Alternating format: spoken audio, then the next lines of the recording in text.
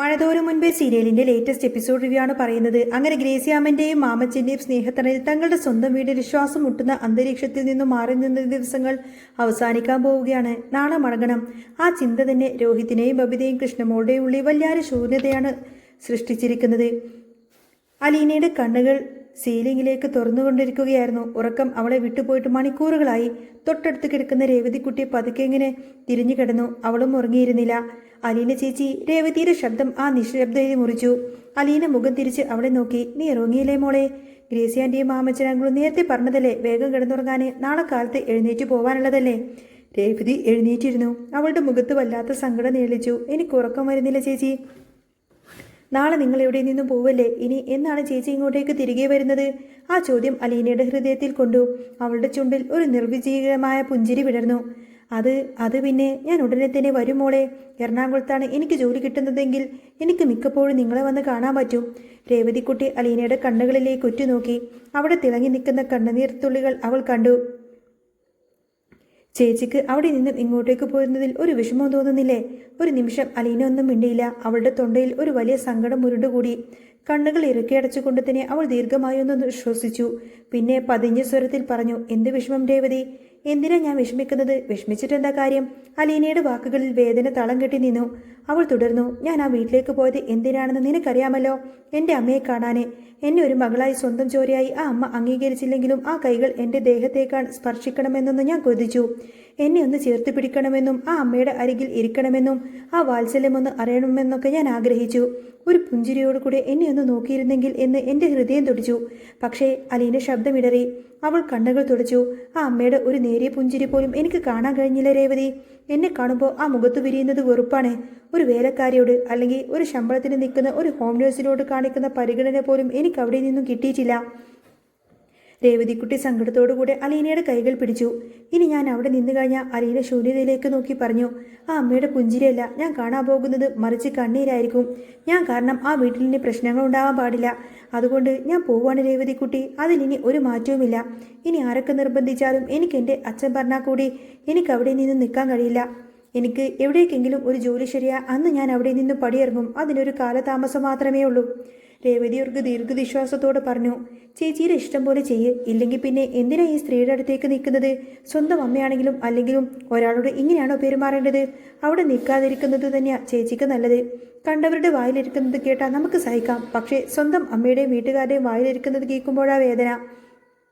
അലീന അവളെ തടഞ്ഞു. മതി മോളെ, നീ കിടന്നുറങ്ങാൻ നോക്ക്. രോഹിത്തും ബബിതക്കൊക്കെ കൃഷ്ണമോൾക്കൊക്കെ ഇവിടെ നിന്ന് പോകണമെന്നതൊക്കെ ഭയങ്കര സങ്കടമുണ്ട്. അവരുടെ സ്വന്തം വീട്ടിൽ അവർക്ക് കിട്ടാത്ത സന്തോഷ സമാധാനം ഈ കുറച്ച് ദിവസങ്ങൾ കൊണ്ട് ഇവിടെ നിന്നും കിട്ടി. അതൊക്കെ ഗ്രേസി ആന്റിയുടെയും മാമച്ചൻ്റെയും സ്നേഹം കൊണ്ടാണ്. എന്ത് പാവങ്ങളാ അവരെ. ഒരു അനാഥ എന്നാലും എൻ്റെ കൂടെ വന്ന ഈ ഒരു കുട്ടികളെയും യാതൊരു മടിയും കൂടാതെ സ്വീകരിക്കാനും ഇത്രയും സ്നേഹം നൽകാനും എല്ലാവർക്കും കഴിയില്ല. അതുകൊണ്ട് നീ അവരെ എപ്പോഴും ചേർത്ത് പിടിക്കണം രേവതി. അലീന രേവതിയെ ചേർത്ത് പിടിച്ചുകൊണ്ട് കിടത്തി. എന്നാൽ ഉറക്കം ഇരുവർക്കും വളരെ അകലെയായിരുന്നു. അടുത്ത മുറിയിൽ ബബിതയും കൃഷ്ണമോളും അങ്ങോട്ടും ഇങ്ങോട്ടും തിരിഞ്ഞു കിടക്കുകയായിരുന്നു. കൃഷ്ണമോളുടെ അസ്വസ്ഥമായ മുഖം ബബിത കണ്ടു. എന്താ കൃഷ്ണമോളെ, നിനക്ക് ഉറക്കം വരുന്നില്ലേ? ബബിത ചോദിച്ചു. കൃഷ്ണമോൾ എഴുന്നേറ്റിരുന്നു. അവളുടെ കണ്ണുകളിൽ ഭയവും സങ്കടവും ഒരുപോലെ നേടിച്ചു. എനിക്ക് ഉറക്കം വരുന്നില്ല ബബിതേച്ചി. നാളെ നമുക്ക് ഇവിടെ നിന്ന് പോവണ്ടേ? പിന്നെ പോവാതിരുന്നാൽ പറ്റുമോ? നമ്മുടെ വീട് അതല്ലേ? ബബിത ആശ്വസിപ്പിക്കാൻ ശ്രമിച്ചു. എന്തോ എനിക്ക് ആ വീട്ടിലേക്ക് തിരിച്ചു പോകാൻ പേടിയാവുന്നു ചേച്ചി. കൃഷ്ണമോളുടെ ശബ്ദം നേർത്തതായിരുന്നു. ഇവിടെ വന്നപ്പോൾ ഗ്രേസി ആന്റിയുടെയും മാമച്ചൻ്റെയൊക്കെ സ്നേഹം കണ്ടപ്പോൾ നമ്മൾ വേറൊരു ലോകത്താണെന്ന് തോന്നിപ്പോയി. നമ്മുടെ വീട്ടിൽ എപ്പോഴെങ്കിലും ഇത്തരമൊരു സമാധാനം ഉണ്ടായിട്ടുണ്ടോ? എപ്പോഴും വഴക്കും ബഹളവും കരച്ചിലും മാത്രം. ഇനി ആ വീട്ടിലേക്ക് തിരിച്ചു ചെന്നിട്ട് എന്താ കാര്യം? കുറച്ച് ദിവസം അലീന ചേച്ചി കാണും. അത് കഴിഞ്ഞാൽ ചേച്ചി അവിടെ നിന്ന് പോവും. പിന്നെ ആ വീട് എങ്ങനെയായിരിക്കും? അതൊരു വീടായിരിക്കുമോ? ബബിതയുടെ കണ്ണുകളും നിറഞ്ഞു. നീ പറയുന്നത് ശരിയാ മോളെ. അലീന ചേച്ചി പോകുന്നതിൽ എനിക്ക് വലിയ സങ്കടമുണ്ട്. ചേച്ചി എപ്പോഴും നമ്മുടെ കൂടെ ഉണ്ടായിരുന്നെങ്കിൽ എന്ന് ഞാൻ ഒരുപാടധികം ആഗ്രഹിക്കുന്നുണ്ട്. പക്ഷേ ചേച്ചി അവിടെ നിന്നാൽ നമ്മുടെ അച്ഛനും അമ്മയും തമ്മിലുള്ള പ്രശ്നങ്ങൾ കൂടത്തല്ലേ ഉള്ളൂ. അലീന ചേച്ചി പോകുന്നതാണ് എല്ലാവർക്കും നല്ലത്. ചേച്ചി അവിടെ നിർത്തിക്കൊണ്ട് ഒരിക്കലും അച്ഛനെയും അമ്മയും ഒരുമിപ്പിക്കാനൊന്നും നമുക്ക് കഴിയില്ല. പക്ഷേ എനിക്ക് വല്ലാത്ത സങ്കടമുണ്ട്. എന്തൊക്കെ തന്നെ വന്നാലും നമ്മൾ പ്രസവിച്ച അമ്മയല്ലേ അത്? ഇത് കേട്ടൊക്കെ കൃഷ്ണമോളുടെ മുഖഭാവം മാറി. അവൾ വളരെ പക്വതയോട് പറഞ്ഞു, ചേച്ചി എന്താ വിചാരിക്കുന്നത്? അലീന ചേച്ചി പോയിക്കഴിഞ്ഞാൽ ആ വീട്ടിൽ ഭയങ്കര സന്തോഷമായിരിക്കുമെന്നോ? അച്ഛനും അമ്മയും പഴയതുപോലെ സ്നേഹിക്കുമെന്നോ? ഒരിക്കലുമില്ല ചേച്ചി. അങ്ങനെയൊന്നും അവിടെ സംഭവിക്കാൻ പോകുന്നില്ല. ബബിത സംശയത്തോടെ അവളെ നോക്കി. പിന്നെന്താ സംഭവിക്കുക? അലീന ചേച്ചി അവിടെ നിന്ന് പോയി കഴിഞ്ഞാൽ നമ്മുടെ അച്ഛൻ ഒരു ഭൂതത്തെ അങ്ങോട്ടേക്ക് ഇറക്കി വിടും. കൃഷ്ണമോള് ഗൗരവത്തോടെ പറഞ്ഞു. ആ ഭൂതം വീട് മുഴുവൻ അങ്ങ് നിറയും. പിന്നെ ഭൂതം ചെന്ന് കയറുന്നത് നമ്മുടെ അമ്മയുടെ ദേഹത്തേക്കായിരിക്കും. ബബിത നെറ്റി തുളിച്ചു. നീ എന്തൊക്കെയായി പറയുന്നത്? എന്ത് ഭൂതം? ഞാനിപ്പോൾ ഒന്നും പറയുന്നില്ല, അത് ചേച്ചിക്ക് വഴിയെ മനസ്സിലാവും. കൃഷ്ണമോള് കിടക്കയിലേക്ക് അങ്ങ് ചാഞ്ഞു. നമ്മൾ ശ്രമിക്കേണ്ടത് അലീന ചേച്ചിയെ പറഞ്ഞു വിടാനല്ല, അവിടെ തന്നെ നിർത്താനാണ്. ബബിതയ്ക്ക് ആ കൊച്ചുകുട്ടിയുടെ വാക്കുകളിൽ വരുന്ന ആ ഒരു പൊരുൾ പൂർണ്ണമായിട്ടും മനസ്സിലായില്ല. എന്നാൽ കൃഷ്ണമോളുടെ മനസ്സിലെ ചിന്തകൾ വ്യക്തമായിരുന്നു. അലീന അവിടെ നിന്ന് പോയി കഴിഞ്ഞാൽ പിന്നെ വൈജ ആരാണെന്നും എന്താണെന്നുള്ള യഥാർത്ഥ സത്യങ്ങൾ ബാലചന്ദ്രൻ ഉറപ്പായിട്ടും വിളിച്ചു പറയും. ആ സത്യം പുറത്തു വന്ന വൈജയന്തിയുടെ അഹങ്കാരവും തന്നിഷ്ടവും അങ്ങ് തകർന്നടിയും. സ്വന്തം അഭിമാനത്തിന് മുറിവേറ്റ അത് താങ്ങാൻ വൈജയന്തിക്ക് കഴിയില്ല. പക്ഷേ അവൾ സ്വന്തം ജീവൻ തന്നെ അവസാനിപ്പിച്ചേക്കാം. ആ വലിയ ദുരന്തത്തെക്കുറിച്ചുള്ള ചിന്തയാണ് കൃഷ്ണമോളുടെ ഉറക്കം കെടുത്തിയത്. പിറ്റേ ദിവസം രാവിലെ ആ വീട്ടിലെ യാത്രാമോഴയുടെ സങ്കടത്തെ കൂടുതൽ ഘനമുള്ളതാക്കി. ആർക്കും പോകുവാൻ വലിയ താല്പര്യമില്ലായിരുന്നു. ബാഗുകളൊക്കെ പാക്ക് ചെയ്യാനും എല്ലാവരും എഴുന്നേൽക്കാനും അലീന തന്നെ മുൻകൈയെടുത്തു. അവൾ എല്ലാവരെയും നിർബന്ധിച്ച് ഒരുക്കുമായിരുന്നു. മുറ്റത്ത് കാറ് കിടക്കുന്നുണ്ട്. ഗ്രേസ്യാമ്മയും മാമച്ചനും സങ്കടത്തോടെ ഉമ്മർത്ത് നിൽക്കുന്നുണ്ടായിരുന്നു. അവരുടെ മുഖത്ത് നിന്ന് ആ ഒരു പഴയ സന്തോഷം അങ്ങ് മാറിപ്പോയി. തങ്ങളുടെ സ്വന്തം മക്കളെ പോലെ സ്നേഹിച്ചവർ പടിയിറങ്ങുന്നത് കാണാൻ അവർക്ക് ബുദ്ധിമുട്ടുണ്ടായിരുന്നു. രേവതി ഓടി വന്ന് അലീനയുടെ കൈകൾ പിടിച്ചു. അലീന ചേച്ചി, ഇന്നും കൂടെ നിൽക്കാമായിരുന്നില്ലേ? നാളെ പോയാൽ പോരായിരുന്നോ? അലീന അവളുടെ കവിളിൽ ഇങ്ങനെ തലോടി. എൻ്റെ പൊന്നോ, ഇപ്പം തന്നെ എത്ര ദിവസമായി? അച്ഛൻ ഇന്നോ നാളെയോ മറ്റന്നാളോ അങ്ങോട്ടേക്ക് വീട്ടിലേക്ക് എത്തും. അവിടെ എത്തുമ്പോൾ വീട്ടിലെ കാര്യങ്ങളൊക്കെ നോക്കേണ്ടേ മോളെ? ഞങ്ങൾ പോയിട്ട് ഇനിയും വരാലോ? രേവതി പിണക്കത്തോടെ മുഖം തിരിച്ചു. എന്നിട്ട് ഇനി എന്ന് വരാനാ? ചേച്ചി ഇങ്ങനെ പറഞ്ഞിട്ട് ഇങ്ങോട്ട് ഇറങ്ങും. പിന്നെ എപ്പോഴാ വരുന്നത്? ഞാൻ വരും മോളെ. എന്തെങ്കിലുമൊക്കെ വിശേഷങ്ങൾ വരുമ്പോൾ ഞാൻ ഉറപ്പായിട്ടും വരും. അലീന അവളെ സമാധാനിപ്പിക്കാൻ ശ്രമിച്ചു. അങ്ങനെ ബാഗുകൾ വണ്ടിയിലേക്ക് എടുത്തു വെച്ചതിന് ശേഷം എല്ലാവരും ഗ്രേസ്യാൻ്റെയും മാമച്ചനും അടുത്തു വന്നു.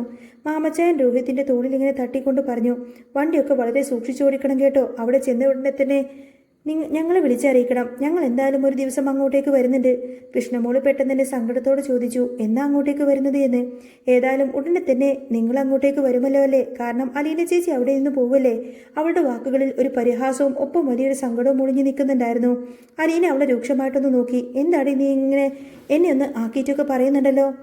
ആക്കി പറയുന്നത് തന്നെയാ. കൃഷ്ണമോള് വിട്ടുകൊടുത്തില്ല. അലീന ചേച്ചിക്കാണല്ലോ അവിടെ നിന്ന് പോവാനും ഓടാനും എപ്പോഴും ധൃതി. ചേച്ചി അവിടെ ഉണ്ടെങ്കിൽ ഇവരങ്ങോട്ടേക്ക് വരത്തേ ഉള്ളൂ. ഇവരവിടെ ഉണ്ടായാലേ ചേച്ചിക്ക് സന്തോഷമുള്ളൂ. ഞങ്ങൾക്കൊക്കെ ഇങ്ങനൊരു സ്ഥലത്തേക്ക് വരണമെങ്കിൽ തന്നെ അലീന ചേച്ചി കൂടെ വേണ്ടേ? അപ്പോൾ ചേച്ചി വാക്ക് തീ പിടിച്ചതുപോലെ ഓടാൻ നിൽക്കുമല്ലേ? അലീന ഒരു നിമിഷം അങ്ങ് സ്തംഭിച്ചു പോയി. ആ കൊച്ചുകുട്ടിയുടെ സ്നേഹവും സങ്കടവും ആ വാക്കിൽ നിറഞ്ഞു നിന്നിരുന്നു. എൻ്റെ പൊന്നു പെണ്ണെ, നീ ഒന്നും മിണ്ടാതിരിക്ക്, അലീന ശാസനയുടെ സ്വരത്തിൽ പറഞ്ഞു. ഞാൻ പോവുമെന്ന് കരുതി അങ്ങനെയൊന്നും പോകത്തില്ലല്ലോ. ഇടയ്ക്കൊക്കെ ഞാൻ വന്ന് നിങ്ങളെയൊക്കെ കാണാറില്ലേ? ഇനി ഇതിനെക്കുറിച്ച് കൂടുതലൊന്നും സംസാരിക്കണ്ട. ഗ്രേസ്യാൻ്റി അലീനയുടെ അടുത്തേക്ക് വന്ന് പറഞ്ഞു. അവളുടെ തലയിൽ ഇങ്ങനെ വാത്സല്യത്തോടെ തലോടി.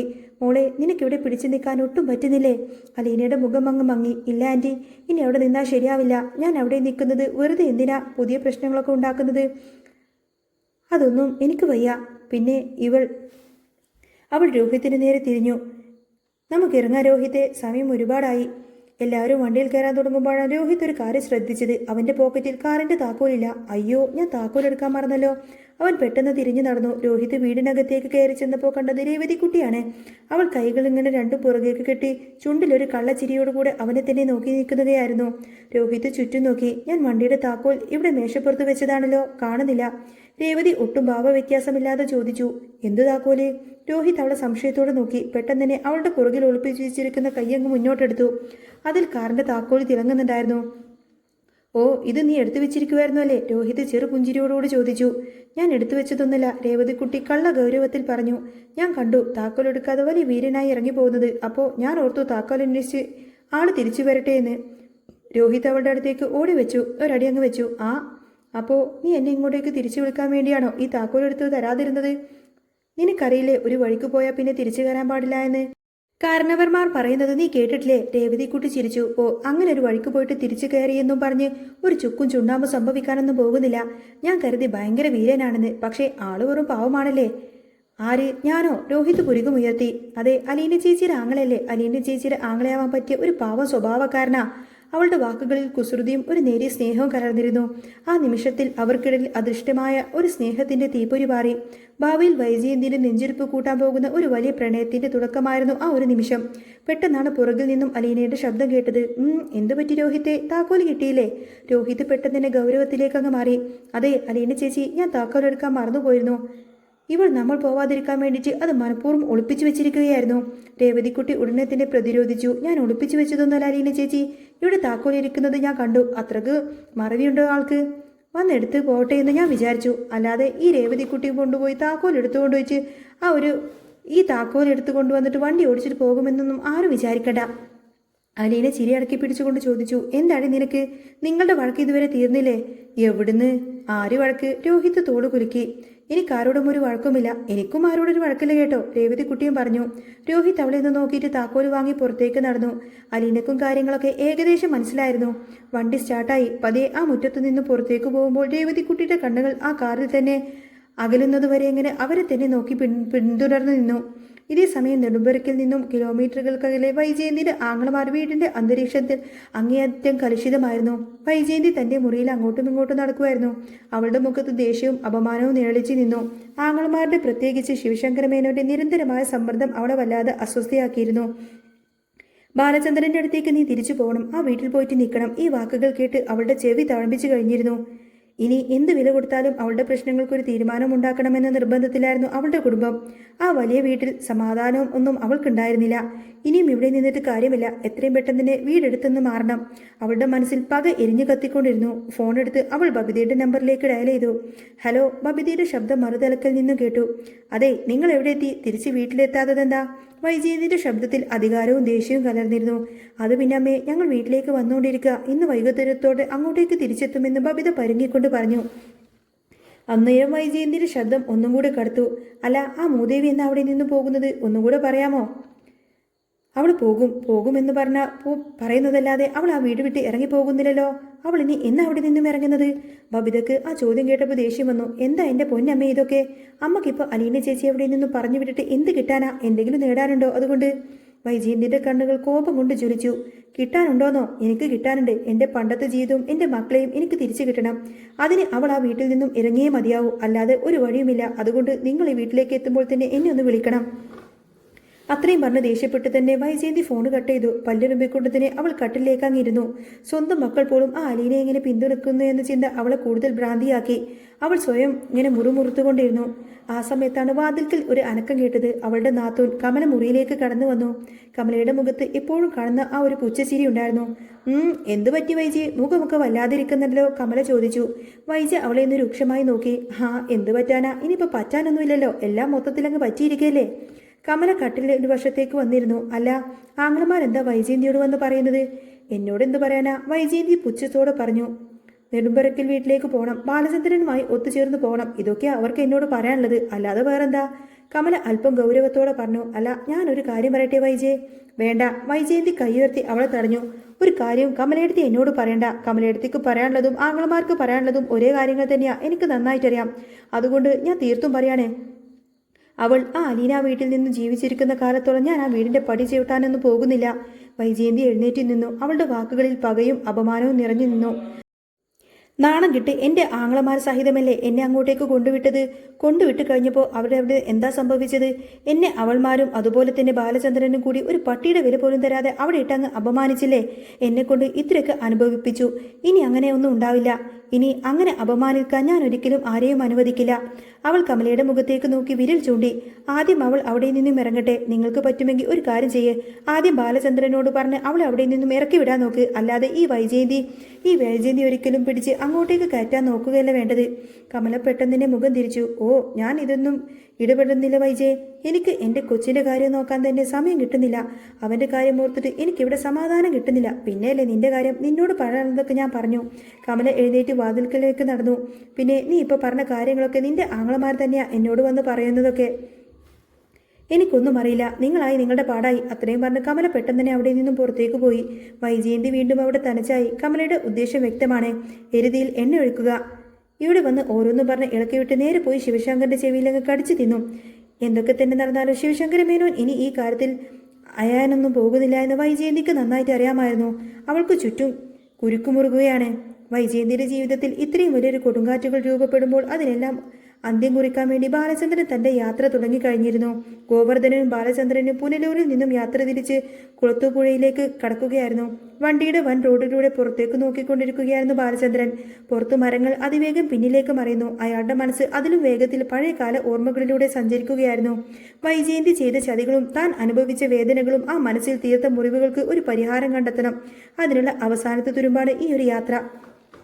ഗോവർദ്ധനൻ വണ്ടി ഓടിക്കുമ്പോൾ ഇടയ്ക്ക് ബാലചന്ദ്രനെ നോക്കി. ബാലചന്ദ്രൻ സർ, ബാലേത്ര, നമ്മൾ അടുത്തെത്താറായി. അയാൾ അവിടെ തന്നെ ഉണ്ടാവുമെന്ന് ഉറപ്പല്ലേ? ഉണ്ടാവണം. ബാലചന്ദ്രന്റെ ശബ്ദം വളരെ ദൃഢമായിരുന്നു. ഇത്രയും കാലം അവൻ ഒളിച്ചു നടന്നു. ഇനി അവന് ഒളിക്കാനൊന്നും കഴിയില്ല.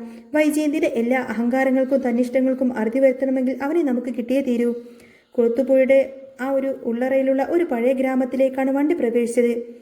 കാറ്റിൽ ആടിയുലയുന്ന റബ്ബർ മരങ്ങളും വിജനമായ പാതകളും ആ ഒരു യാത്രയുടെ ദുരൂഹത വർദ്ധിപ്പിച്ചു.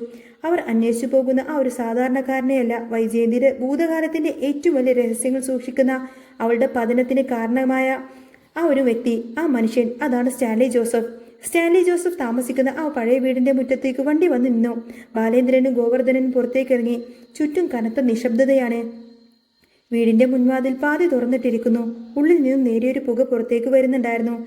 ബാലേന്ദ്രന്റെ ഹൃദയമിടിപ്പ് കൂടി. ഇത്രയും താൻ അന്വേഷിച്ച ആ ഒരു സത്യം ഈ വാതിലിനപ്പുറമുണ്ട്. വൈജയന്തി നിർമ്മിച്ച കള്ളക്കഥകളുടെ കോട്ട തകർക്കാൻ പോകുന്ന ഒരു കൊടുങ്കാറ്റാണ് സ്റ്റാൻലി ജോസഫ്. വൈജയന്തിയുമായിട്ടുള്ള അവനുള്ള ബന്ധം എന്താണ്? ആ ചോദ്യങ്ങൾക്കുള്ള ഉത്തരം ഇനി അധികം വൈകാതെ തന്നെ പുറത്തു വരും.